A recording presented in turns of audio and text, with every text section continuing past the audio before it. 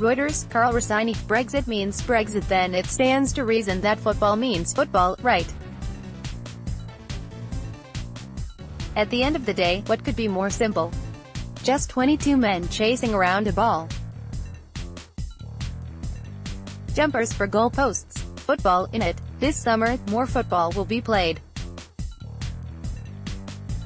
All of the players who usually play football will come together in Russia and play more football, but this time with different people than they usually play with. But that won't make much of a difference, will it? It's just football. It's just better or worse. It's not different, is it?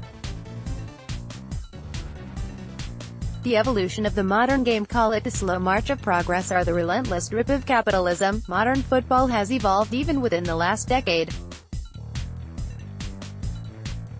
As an ever-chasming inequality begins to yawn within the beautiful game, the tactical aspect of football has slowly come to reflect that. Smaller clubs, unable to compete with the sort of clout that the global elite now wield, have been forced to innovate to keep up with their bigger brothers come overlords. As Spurs tactics writer, Nathan Clark, has written, if you're a club at the top end of the table or a national side with a notable squad, then the vast majority of games will be played against a deep defensive block with a counter-attack ploy to counteract this evolution. Big clubs can no longer rely on their marquee signings to overpower smaller sides. Reuters, RecineIf. So, with the growing recognition that a well-organized defense can stave off even the most top-heavy of attacks, it became clear that only tactics could oppose tactics. The result, an increasing implementation of positional play, using space and positional overloads to break down deep-lying teams.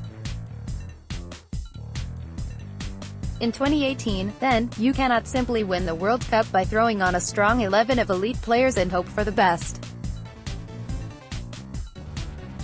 International football has had to become tactically aware. The differences emerged is at this point, though, that the differences between international and domestic football begin to appear.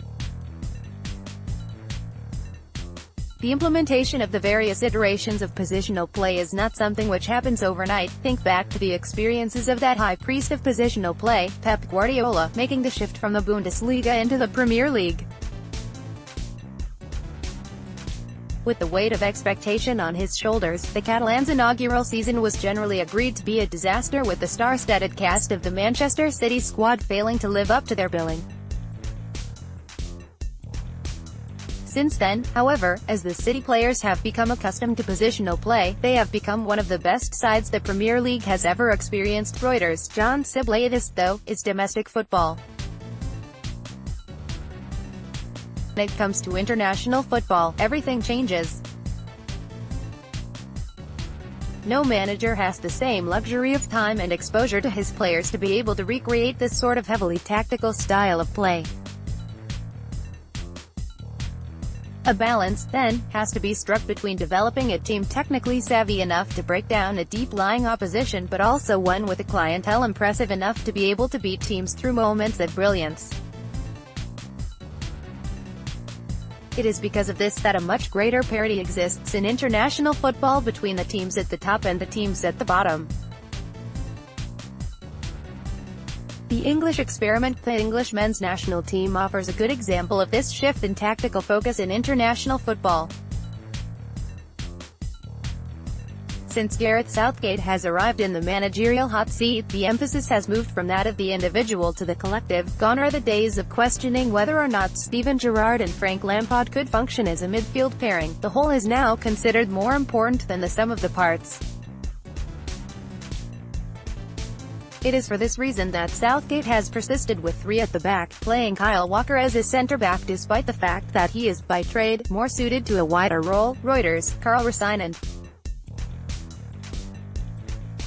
It is for this reason that a player of the caliber of Dele Alli can be left out of the starting 11. When the individual does not suit the system is prioritized.